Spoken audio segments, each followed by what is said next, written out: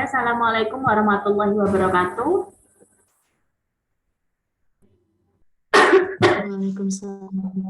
Waalaikumsalam warahmatullahi wabarakatuh. Yang lain mana ini? Oke, jadi karena ini mau saya rekam via Zoom karena mau saya upload di YouTube ya sebagai salah satu inovasi dosen sekarang gitu. Jadi men-share juga di via sosial media karena nanti pengaruh juga untuk kedepannya sama perguruan tinggi nantinya. Yang lain yang belum kameranya belum on segera di on kan. Dan karena hari ini kita pertemuan 2 kali ya, karena materinya cukup banyak, jadi pertemuannya hari ini presensi 2 kali. Mbak Nurul minta tolong diabsenkan nanti di awal dan juga di akhir disesuaikan. Jadi kalau pada saat selesai kuliah tapi mahasiswa tersebut tidak ada konfirmasi di grup kenapa tiba-tiba hilang, nah itu dicoret saja ya. Karena ada lah 1-2 yang seperti itu saya lihat. Oke, jadi hari ini kita melanjutkan materi berikutnya yang mana kita akan berdiskusi tentang asuransi ya. PPT-nya sudah terlihat? Belum, Ibu. Belum, Bu. Kelihatan belum PPT-nya? Sudah.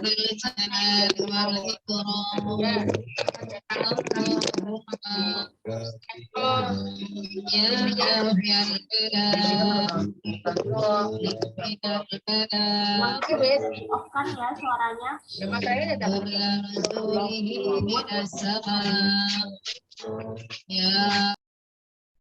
Oke. Jadi hari ini kita akan melanjutkan materi tentang asuransi ya, perbedaan asuransi konvensional dengan syariah. Kemarin kita sudah diskusi asuransi itu apa, bagaimana prinsipnya, kemudian juga tentang dampak sosial ekonomi yang terjadi di suatu negara jika ada asuransi di negara tersebut, dan sekarang kita akan bahas mengenai asuransi konvensional dan juga syariah. Yang mana di Indonesia ini karena sebagian besar penduduknya itu beragama Islam ya, sehingga ada sebagian ya tergantung persepsi orang masing-masing ya. Bank pun juga ada demikian kan, karena kita sebagian besar adalah beragama Islam, yang mana ada syariat-syariat tertentu yang mungkin tidak sesuai prinsipnya di konvensional. Alhasil untuk perusahaan-perusahaan yang bergerak di bidang jasa keuangan ini mereka membuka syariah seperti bank ya. Bank itu dulu kan banyak ada bank syariah, BNI, BRI, Mandiri, tapi mulai tahun kemarin, tahun ini sudah bersatu untuk BUMN menjadi Bank Syariah Indonesia BSI, dan ada lagi satu bank muamalat. Jadi Bank Syariah Indonesia itu awal mulanya akuisisi dari Bank Mandiri Syariah, mengakuisisi BNI Syariah, BRI Syariah untuk menjadi satu. Nah, makanya kalau untuk kalian punya rekening di Bank Syariah Bank Syariah Indonesia itu, kalau kita ngambil di ATM-nya Mandiri itu tidak kena charge, tapi kalau kita ngambil di ATM Bank Mandiri itu baru kena charge. Itu karena memang Bank BSI itu saham terbesarnya adalah Bank Mandiri Syariah. Sama halnya juga dengan asuransi, yang mana bergerak di bidang jasa. Asuransi pun juga awal mula itu adanya cuma konvensional, prudensial, kemudian life, kemudian ada banyak lah ya, apa sih itu, prudensial. Aduh, itu loh, ya Allah, saya kok lupa. Jiwasraya, Bu. Nah, Jiwasraya ada lagi kok satu lawannya prudensial. Ada Manulife, ada banyak lah ya yang konvensional. Nah, timbul prinsip karena bank syariah juga ada, timbul prinsip yang memang tidak sesuai pada pelaksanaannya untuk asuransi konvensional itu, sehingga memunculkan ide untuk para perusahaan jasa ini membentuk produk juga untuk produk syariah. Jadi ada asuransi syariah, memang tidak sebanyak kliennya seperti asuransi konvensional, karena memang pada prinsipnya itu ada perbedaan-perbedaan antara konvensional dan juga syariah. Nah, hilang nih. Biar nggak hilang gimana? Untuk asuransi konvensional, oh gini.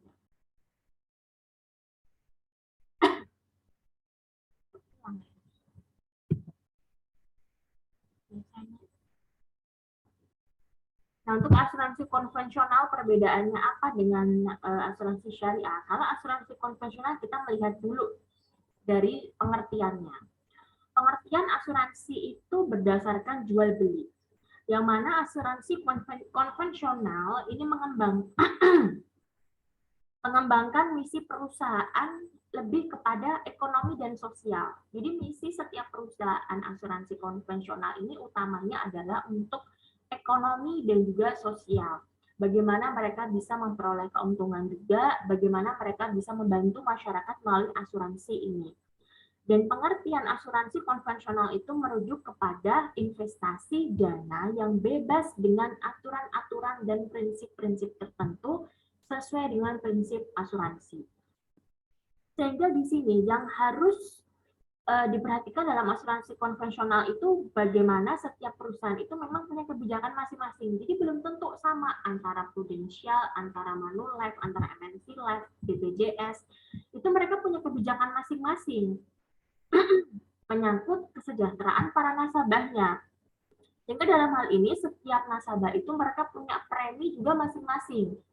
Sehingga kalau kita itu mau ikut asuransi konvensional, setiap orang itu preminya akan berbeda, tergantung kepada kasusnya, tergantung kepada resiko dia seperti apa, besar apa kecil, peluangnya besar apa kecil, seperti yang sudah kita bahas sebelumnya, mengenai identifikasi resiko, mengenai pengukuran resiko, itu yang nanti akan menyebabkan premi setiap orang, setiap perusahaan jasa asuransi juga akan berbeda. Biasanya di sini kalau untuk asuransi konvensional itu agen ya istilahnya agen itu bahkan mereka lebih leluasa untuk mendatangi klien di rumah meskipun kita sibuk kita didatangin ke rumah, didatangin diberikan oleh-oleh, diberikan apa karena memang mereka memancing supaya kita itu mau ikut asuransinya karena kalau setiap kita ikut asuransi mereka bonusnya juga cukup besar. Bahkan ada yang mengatakan uang kita itu sebenarnya untuk bayar agen, bukan untuk bayar kita sendiri. Karena nantinya pada saat kita itu keluar, pada saat sudah jatuh tempo ya, sudah sesuai dengan polisnya, uang yang akan kita dapat itu tidak sama dengan uang yang kita keluarkan. Ya mungkin ada satu dua kasus ya, seperti kasus Vanessa Angel itu, mungkin dia belum sampai 500 juta, untuk bayar preminya, tapi pada saat cair dapat 500 juta. Nah, dalam hal ini asuransi konvensional itu tidak hanya bergerak untuk manusia saja, tapi juga ada yang untuk mobil, untuk kendaraan, untuk pesawat, untuk macam-macam. Setiap benda yang punya nilai tinggi biasanya mereka mengasuransikan karena memang nilai harga jualnya yang tinggi. Kemudian ada prinsip dasar asuransi. Yang pertama ada insurable interest, yang mana di sini hak mengasuransikan itu timbul adanya hubungan keuangan. Ada yang tertanggung dan ada objek yang ditanggung. Serta di sini bagaimana bisa melindungi sah secara hukum. Kemudian utmost good faith, di mana di sini kedua belah pihak dalam asuransi itu hanya harus punya kesepakatan bersama dengan itikat baik. Makanya sebelum kita tanda tangan itu benar-benar dibaca preminya, kalau perlu direkam, kemudian disampaikan juga kepada agennya mengenai nanti-nantinya bagaimana. Karena jangan sampai nanti pada saat jatuh tempo, pada saat risiko itu terjadi, ternyata apa yang dibicarakan oleh agen itu tidak sesuai. Nah, seringnya kan seperti ini yang kasus kemarin itu kan, yang Wanda Hamida, kemudian ada lagi dulu kasus dari malpraktek yang sudah dari corona pun juga demikian, ada kasus yang ternyata tidak ditanggung semuanya. Nah, hal ini juga yang perlu diperhatikan juga kalau misalnya kita mau membayar asuransi. Kameranya nggak on, yang lain pada kemana ini? Ada Mbak Balkis, ada Mas Fitra, itu nggak on kameranya semua. Bentar, Bu. Sewak sinyal, Bu. Sinyalnya agak susah. Oh. ada ya pengaruhnya. Kemudian proximate cause, di mana di sini prinsip yang berkaitan dengan masalah yang akan timbul jika terjadi peristiwa itu dapat menimbulkan kerugian, baik yang untuk tertanggung. Dalam hal ini berkaitan dengan kalau misalnya resiko atau peristiwa itu terjadi, bagaimana permasalahan-permasalahan yang lain yang akan diklaim oleh asuransi itu juga harus diperhatikan. Nah, karena seringkali klien itu kalah banding dengan pihak asuransi. Karena ya seperti hukum di kita kan, tumpul ke atas, runcing ke bawah. Kemudian berkaitan dengan indemnity, yang mana di sini metode dan sistem yang diperlukan dalam proses penggantian kerugian. Apakah nanti kerugiannya akan sama persis dibelikan produk yang sama atau dibangun yang sama atau diberikan uang. Kalau kebakaran gedung misalnya ya, mungkin yang diklaim itu kita diberikan uang, tidak pihak asuransi yang membangun gedung itu seperti semula. Mungkin kita hanya diberikan uang, kerugiannya 1 miliar misalnya. Yang diklaim ternyata hanya 500 juta atau hanya 750 juta, tergantung kepada kasusnya.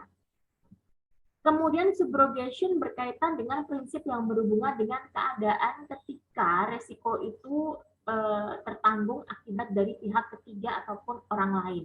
Kalau misalnya kecelakaan itu harus ada syarat-syaratnya juga. Kalau kita kecelakaan sendiri kita nggak dapat. Kayak kasus Jasara Harja itu ya, kalau kita kecelakaan sendiri itu kita nggak dapat asuransi. Tapi kalau kita kecelakaan ada 2 kendaraan atau 3 kendaraan itu baru dapat. Kalau luka berat 25 juta, 25 juta. Kalau meninggal 25 juta, kalau luka-luka itu 5 juta. Luka-luka pun itu juga dilihat apakah luka-luka ringan ataukah luka-luka serius. Jadi tergantung risiko itu terjadi karena apa? Apakah benar karena kelalaian kita pribadi, ataukah karena orang lain? Karena orang lain baru bisa diklaim, karena kelalaian pribadi tidak bisa diklaim asuransi. Kemudian berkaitan dengan contribution, di mana ketika perusahaan telah membayar ganti rugi kepada yang tertanggung, maka perusahaan itu berhak menuntut perusahaan asuransi lain yang terlibat ke dalam objek tersebut untuk membayar kerugian sesuai dengan prinsip contribution tertanggung. Jadi kalau misalnya kita sudah bayar asuransi prudensial, asuransi kecelakaan, kemudian kita juga punya asuransi Jasara Harja. Nah, antar kedua asuransi itu dia bisa ada kontribusinya. Misalnya luka-luka habis 35 juta, 5 juta dapat dari Jasara Harja, kalau 30 juta dapat dari prudensial karena nilai asuransinya yang lebih tinggi di prudensial gitu misalnya. Jadi kalau untuk orang-orang yang mampu mungkin bisa ya asuransi lebih dari 1, tapi kalau untuk kita pun Jasara Harja itu memang wajib kan, wajib untuk setiap kalau kita perjalanan kita apa itu bayar kan. Nah, kemudian di sini kita akan melihat perbedaan asuransi konvensional dan juga asuransi syariah melalui persepsi dari konsep sampai dengan visi misi. Jadi ada perbedaan berupa hal-hal berikut ini. Yang pertama adalah berkaitan dengan konsepnya. Konsepnya itu berbeda antara konvensional dengan syariah. Kalau konvensional, konsepnya mengacu kepada undang-undang tentang usaha perasuransian, di mana perjanjian dua belah pihak, ada pihak penanggung, ada pihak tertanggung, yang mengikatkan diri kepada tertanggung dengan menerima premi asuransi untuk memberikan penggantian kepada tertanggung.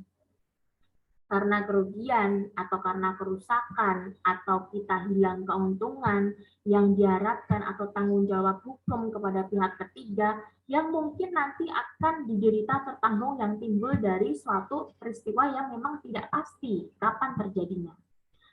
Kemudian bisa dibilang asuransi konvensional itu konsep untuk mengurangi resiko tertanggung. Karena asuransi itu usaha jasa keuangan yang menghimpun dana masyarakat dengan cara mengumpulkan premi. mereka dapat uang untuk bayar kerugian kita ya karena uang kita sendiri kita setorkan ke mereka. Jadi bisa dibilang kita kayak menabung untuk resiko yang mungkin akan terjadi. Sehingga dalam hal ini dari konsepnya saja untuk asuransi konvensional itu lebih kepada ekonomi dan sosial faktor utama yang mempengaruhinya. Nah, kalau misalnya untuk asuransi syariah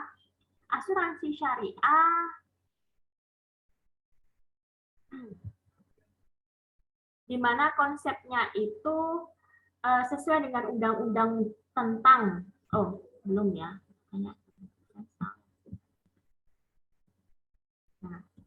untuk asuransi syariah, konsepnya itu ada saling memikul resiko. Jadi di sini antara satu dengan yang lain yang menjadi penanggung atas resiko yang muncul. Jadi kita ikut asuransi dengan si A, si B, si C.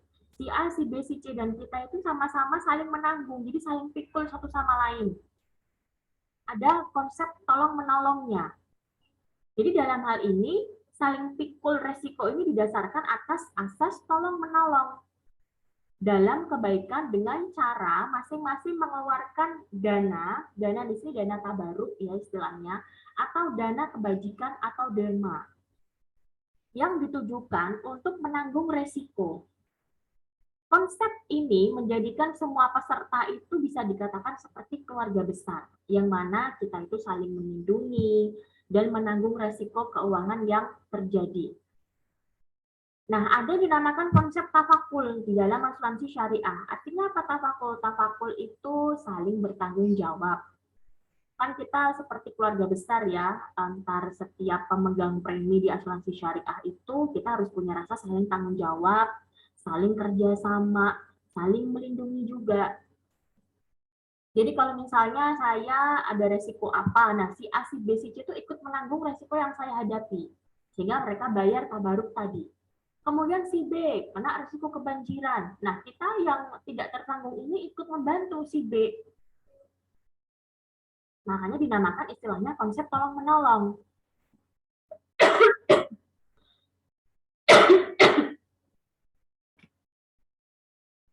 Kemudian berkaitan dengan sumber hukum.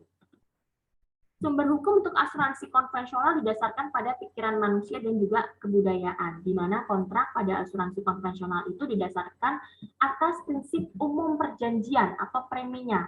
Tapi juga memang ada beberapa aspek dari asuransi itu yang membedakan dengan asuransi lainnya. Jadi setiap jenis asuransi itu biasanya punya prinsip masing-masing. Antara asuransi kecelakaan, antara asuransi kebakaran, antara asuransi kebanjiran itu punya prinsip masing-masing yang memang itu dimiliki oleh setiap jenis asuransi masing-masing. Kayak polis ini ya, polis asuransi, di mana ini berisi perjanjian secara pihak. Yang artinya kontrak asuransi hanya untuk memenuhi klaim yang ditanggung. Sedangkan yang diasuransi itu tidak diminta secara bersama untuk melanjutkan pembayaran premi setelah premi itu dibayar.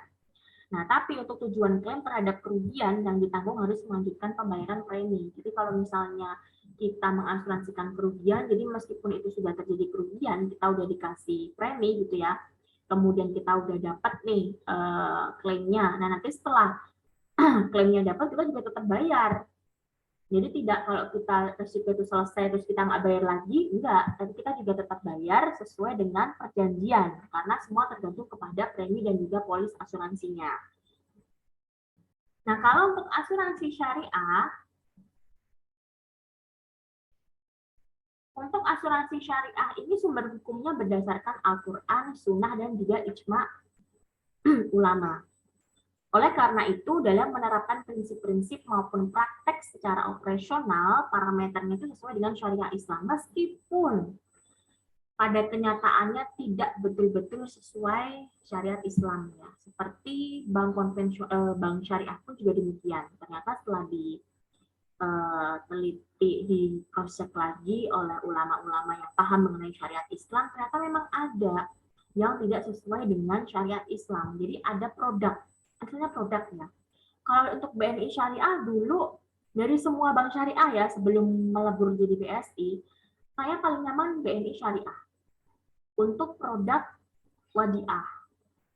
Wadiah itu dia tidak terpotong setiap bulan, dan biaya admin juga hanya 25.000 itu pun karena untuk buat buku rekening ya, pada saat itu buku rekening, kemudian untuk kasih ATM, tapi tidak terpotong setiap bulannya dan kita dapat ATM.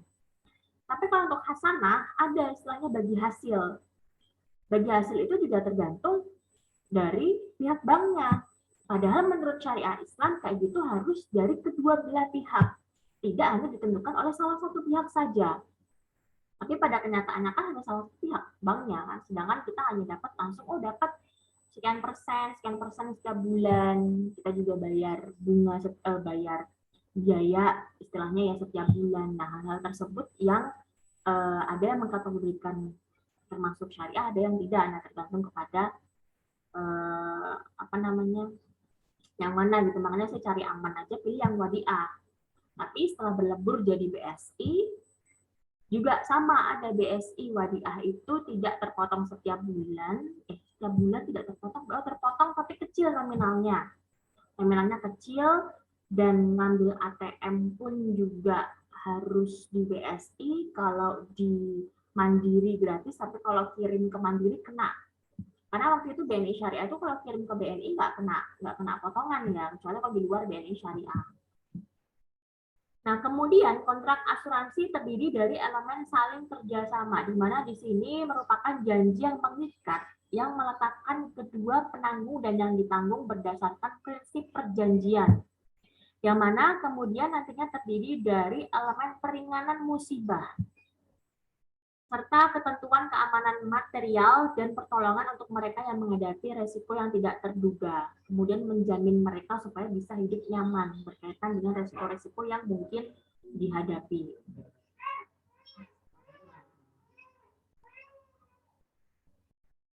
Kemudian bersih dari maghrib. Kalau untuk konvensional, kesimpulan hukum tentang asuransi konvensional berdasarkan Dewan Hizbah Persis dalam sidang ke-12 mengatakan memang semua asuransi yang ada saat ini itu mengandung unsur ghodor, maisir, dan riba.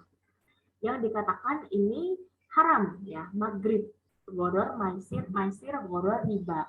Maisir itu perjudian, gambling kan ya. Makanya kalau kita asuransi sebenarnya gambling gitu.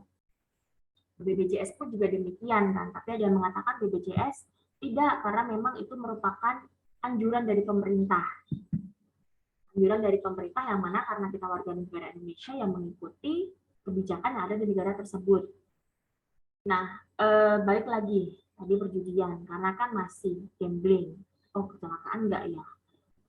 Kebanjiran enggak ya? Kalau kebanjiran tenanglah. Jadi kayak ada rasa sudah ada yang terjamin, tapi kepercayaan itu tuh tidak terhadap Allah, tapi terhadap asuransinya itu.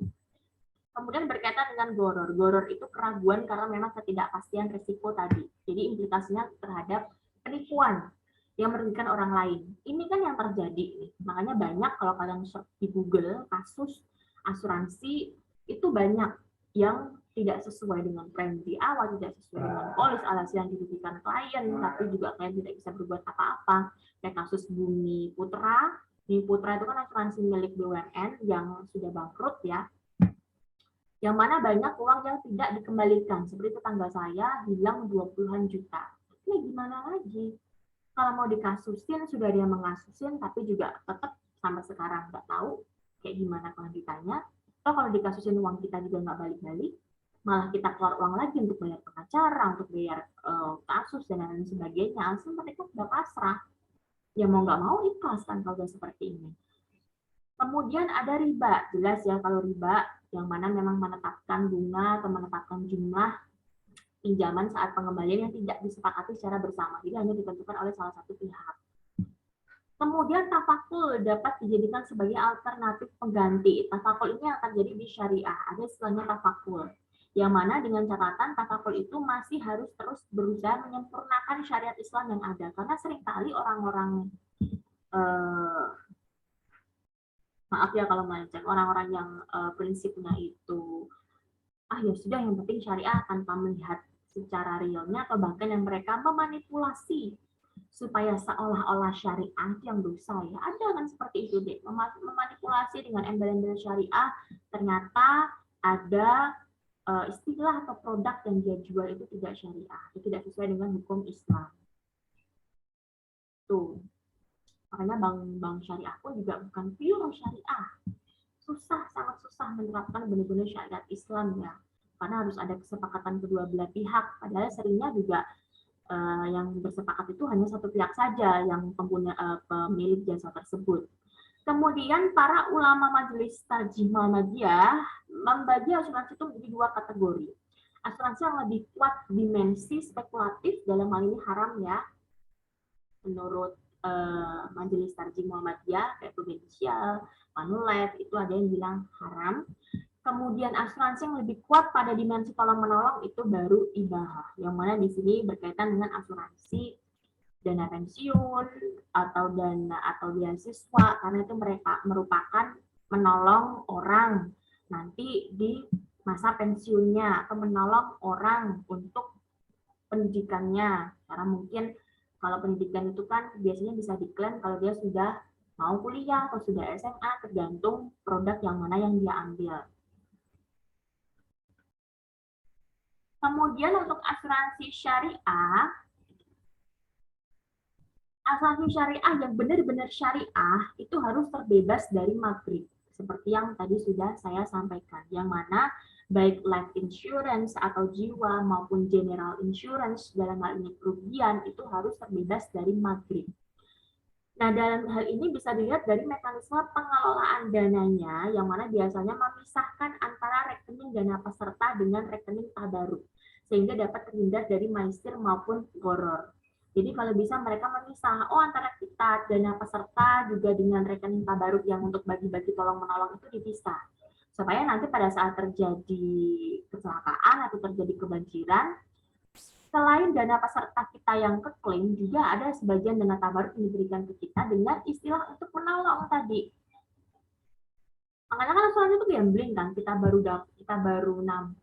misalnya tuh ya, Vanessa Angel kemarin baru nabung 100 juta, lalu sudah meninggal. Tapi kok dapatnya 500 juta? 400 jutanya dari mana? Kalau dibayangkan, 400 juta itu juga dari uang nasabah klien-klien yang lain yang belum dapat diklaim. Nah, kalau untuk asuransi syariah, kalau dia baru 100 juta, ya 100 juta itu yang didapat. Kemudian berkaitan dengan masalah riba, karena instrumen syariah sebagai pengganti riba, sehingga dalam hal ini ada mudharabah, ada wadiah yang sudah saya sampaikan yang di bank syariah, wadiah itu tidak ada pengurangan biaya admin, bunga pun juga tidak dapat. Jadi kalau saldo kita mengendap 3 juta di situ juga sampai 1 tahun lagi juga 3 juta terus. Soalnya kalau kita menutup buku ditinggalkan 25.000 itu untuk biaya administrasi atau biaya istilahnya biaya di bank itulah ya, karena kalau nggak keluar uang juga mereka pekerjanya dapat uang dari mana, kadang kayak gitu kan pikirannya. Makanya kalau kerja di bank itu dihindari ya. Bisa berbisnis kerja di bank, tapi kalau bisa dihindari ya, untuk menghilangkan rezeki kalian itu terhindar dari riba. Kemudian perusahaan asuransi syariah diberi amanah oleh peserta untuk mengelola, nanti kalau sudah habis ini lagi ya, join lagi tapi ya Zenit aja. Untuk oleh peserta untuk mengelola premi, dalam hal ini berkontribusi, mengembangkan dengan jalan yang halal dan terhindar dari praktek haram. Karena dalam tafakul yang sebenarnya terjadi itu tadi ada saling bertanggung jawab, saling tolong menolong, saling membantu antar peserta yang lain, sehingga di sini perusahaan asuransi itu diberikan amanah yang mana sesuai perjanjian yang telah disepakati bersama, bukan salah satu pihak. Nah, berdasar dari prinsip ini, dalam hal ini asuransi syariah itu menghindari hal-hal yang sudah dilarang oleh para ulama supaya dapat terhindar dari praktek haram, dan klien-kliennya pun juga merasa tenang gitu karena sudah terhindar, sudah sesuai dengan syariat Islam. Kemudian adanya dewan pengawas. Kalau untuk konvensional, dewan pengawas di sini dia tidak ada DPS ya, tapi lebih kepada harus sesuai dengan prinsip-prinsip asuransi yang mana diatur dalam KUHD tentang asuransi. Jadi untuk dalam hal ini asuransi konvensional itu juga tidak bisa seenaknya, tetap ada pengawasan tapi bukan dari DPS, tapi diikat pada prinsip-prinsip asuransi yang disepakati internasional yang tertuang dalam KUHD tentang pengasuransian. Kalau untuk asuransi syariah itu ada DPS-nya, Dewan Syariah Nasional. Yang mana fungsi DPS ini yang pertama adalah melakukan pengawasan. Apakah betul-betul sesuai dengan syariah Islam? Apakah kemudian berkewajiban untuk mengajukan usul-usul lembaga keuangan ini supaya sesuai dengan syariat yang ada. Oh, misalnya ini tidak sesuai, apa yang tidak sesuai. Kemudian bagaimana supaya sesuai dengan syariat Islam? Melaporkan perkembangan produknya yang dijual apa saja dan kegiatan operasional itu entah setiap berkala, entah setiap 6 bulan atau 1 tahun tergantung dari peraturannya.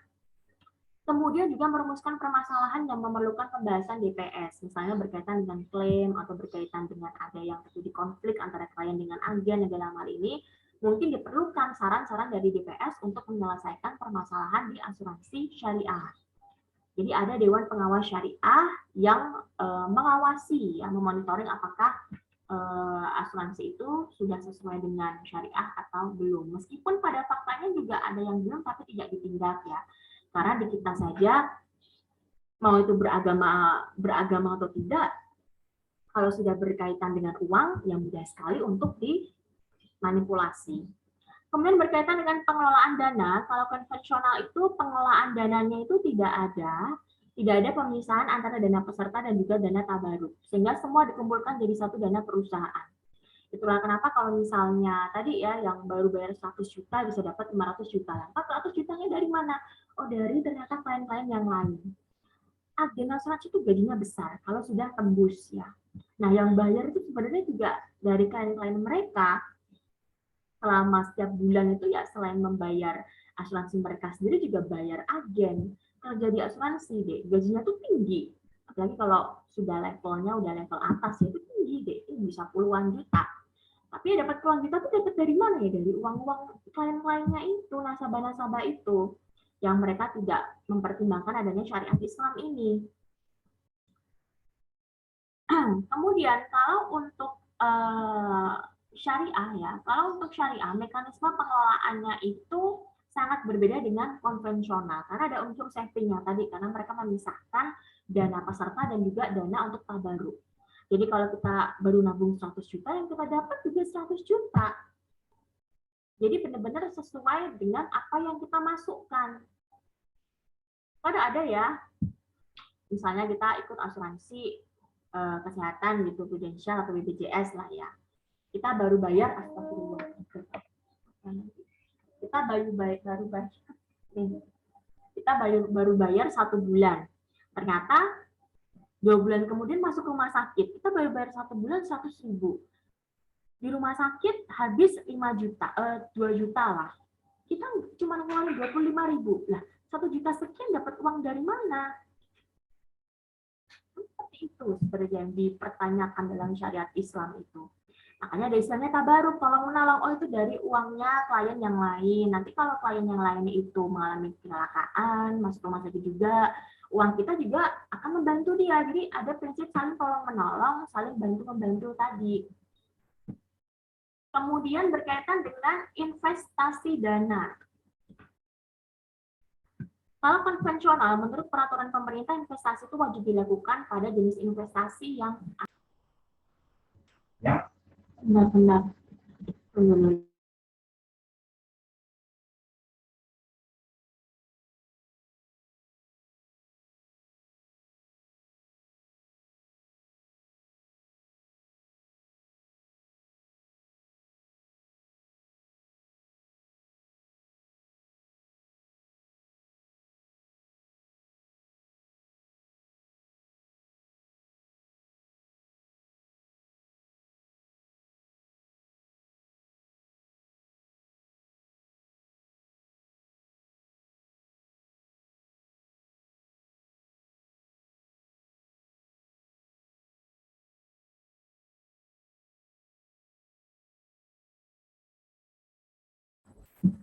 Tadi sinyal saya kurang bagus.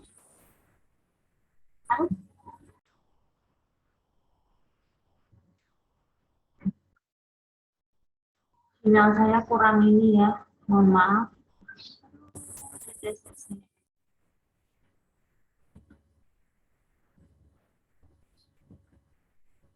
Yang lain mana? Kok mati semua ininya, kameranya?